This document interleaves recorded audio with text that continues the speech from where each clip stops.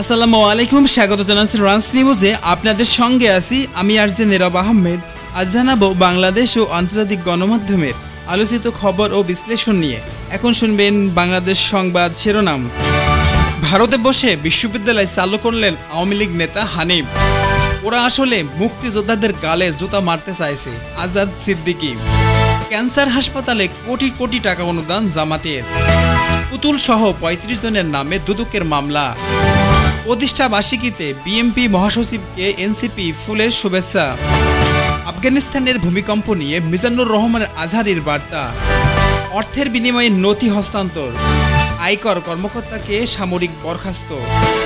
ডাকসুর নির্ধারণ করবে ঢাবি, হাইকোর্ট নয়। ভিপি প্রার্থী কাদের।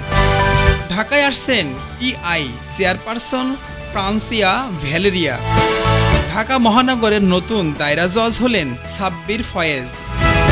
রাষ্ট্রপতি প্রধান উপদেষ্টার সঙ্গে সেনাপ্রধানের সাক্ষাৎ নিয়ে নানা জল্পনা কল্পনা।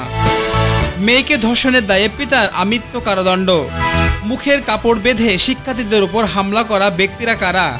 মবকারীরা ৩০০ আসনের ভাগ হয়ে যাবে, সুবিধা করতে পারবে না মার্কিন দূতকে ইসি।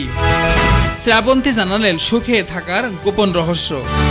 বিপিএল এর দুর্নীতি করণীয় ঠিক করতে বিবিসির আরও একটি কমিটি। ৩৮ লাখ টাকা ঘুষ নেওয়ায় সহকারী কর কমিশনার বরখাস্ত। বাংলাদেশে নির্দিষ্ট কোনো রাজনৈতিক দল বা ব্যক্তিকে সমর্থন করে না যুক্তরাষ্ট্র ভারপ্রাপ্ত রাষ্ট্রদূত। কাঁদলেন আনোয়ারা। ৪৪ বছর পর ছোট্ট বিপ্লব ঘরে ফিরেছে। একের পর এক সামনে আসছে শিক্ষার্থীদের কোপানো বা লাঠিপেটার ভিডিও। দেশ থেকে বিশ্ব সত্য সংবাদ সময়ের সাথে সবার জন্য মুক্ত কণ্ঠে। এখন শুনবেন সংবাদ বিশ্লেষণ। পুতুল সহ ৩৫ জনের নামে দুদকের মামলা।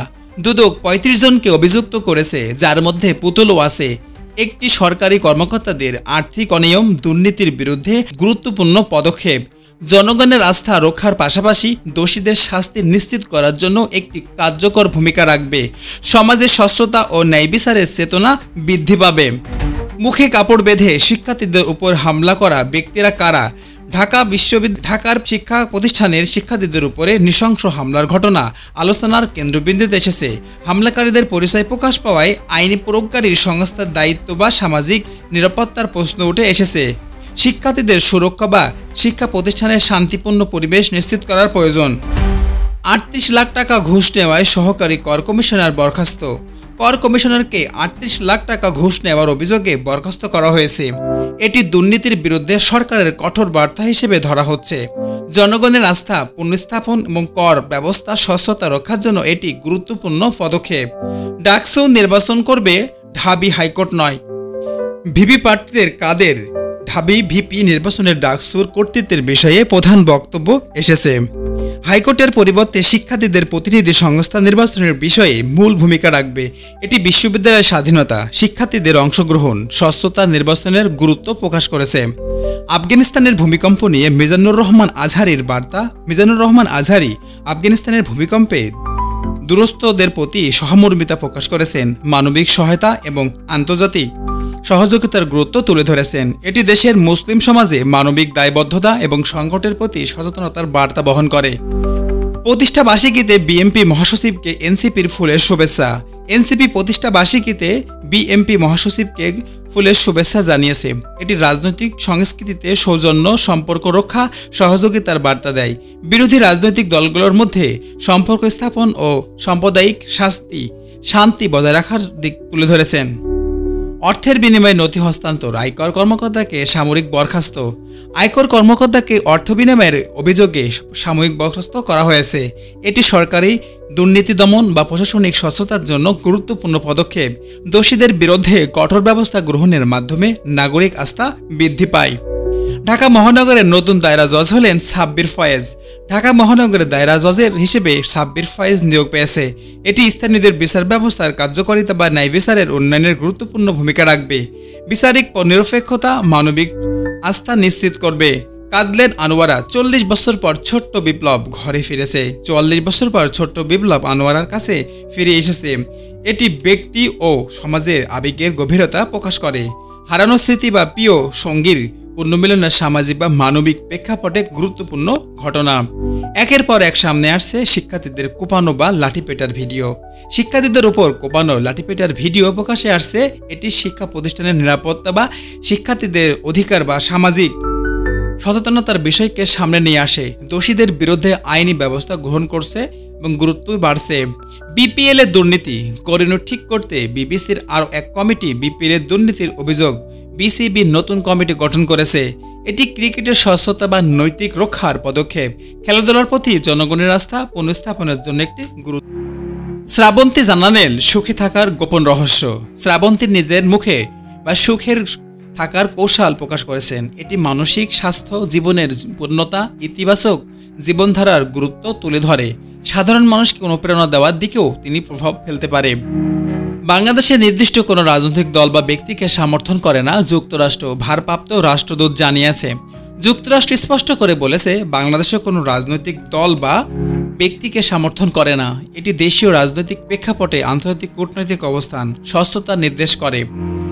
রাজনৈতিক ভারসাম্য রক্ষা এবং বিদেশি হস্তান্তরের এড়ানোর দিকটি স্পষ্ট করে। ভারতে বসে বিশ্ববিদ্যালয় চালু করলেন আওয়ামী লীগ নেতা হানিফ। বাংলাদেশের নেতা হানিফ ভারতে বসেই বিশ্ববিদ্যালয় চালু করেছেন। এটি দুই দেশের শিক্ষা ব্যবস্থার রাজনৈতিক প্রভাব বা আন্তর্জাতিক সহযোগিতার প্রেক্ষাপট প্রকাশ করে। শিক্ষা ও রাজনৈতিক উদ্যোগের সংযোগের দিকেও গুরুত্ব থাকে। ওরা আসলে মুক্তিযোদ্ধাদের গালে জুতা মারতে চাইছে। আজাদ সিদ্দিকীর বক্তব্যে রাজনৈতিক বা সংস্কৃতির ইতিহাসকে কেন্দ্র করে রাজনৈতিক বিতর্ক সৃষ্টি হয়েছে। মুক্তিযোদ্ধাদের মূল্যবোধ অবমাননার চেষ্টা করা হচ্ছে। এটি ইতিহাস সংস্করণ এবং আন্তর্জাতিক সমালোচনার প্রেক্ষাপট তুলে ধরে। ক্যান্সার হাসপাতালে কোটি টাকা অনুদান। জামায়াত এক আন্তর্জাতিক দাতব্য রাজনৈতিক সংস্থার ক্যান্সার হাসপাতালের জন্য কোটি কোটি টাকা অনুদান দিয়েছে। এটি স্বাস্থ্যসেবার উন্নয়নের বিদেশি সহযোগিতা এবং মানবিক কার্যক্রমের গুরুত্ব তুলে ধরে। স্বাস্থ্যসেবা উন্নয়নের আন্তর্জাতিক প্রভাব প্রতিফলিত হয়। রাষ্ট্রপতি প্রধান উপদেষ্টার সঙ্গে সেনাপ্রধানের সাক্ষাৎ নিয়ে নানা জল্পনা কল্পনা চলছে। রাষ্ট্রপতি ও সেনাপ্রধানের সাক্ষাৎ আন্তর্জাতিক রাজনৈতিক ইঙ্গিত হিসেবে জল্পনা কল্পনা সৃষ্টি করেছে। এটি নিরাপত্তা নীতি, সামরিক রাজনৈতিক সমন্বয়, সম্ভাব্য আন্তর্জাতিক প্রভাব নিয়ে আলোচনা জাগিয়েছে। ঢাকায় আসছেন TI chairperson Francois Valerian. TI chairman বাংলাদেশে ঢাকায় আসছেন। এটি দুর্নীতি দমন বা স্বচ্ছতার বৃদ্ধির আন্তর্জাতিক প্রচেষ্টা। স্থানীয় কর্মকাণ্ডে বিদেশি পর্যবেক্ষকের গুরুত্ব তুলে ধরে। এই ছিল রাঞ্চ নিউজের সংবাদ বিশ্লেষণ। এখনই শেষ করছি আজকের মতো। নেক্সট কোনো এপিসোডে আপনাদের সাথে আমার কথা হবে, দেখা হবে। ততক্ষণ পর্যন্ত ভালো থাকবেন, সুস্থ থাকবেন। Take care in your health. Good bye. আপনি শুনছেন রাঞ্চ নিউজ 2M, যেখানে প্রতিটি শব্দ সত্যের স্পন্দন। আজকের সবচেয়ে আলোচিত খবর নিয়ে হাজির আমি নিজে, আরজে নীরব আহমদ। চোখ রাখুন, কণ্ঠ শুনুন, জানুন প্রতি মুহূর্তের প্রতিধ্বনি।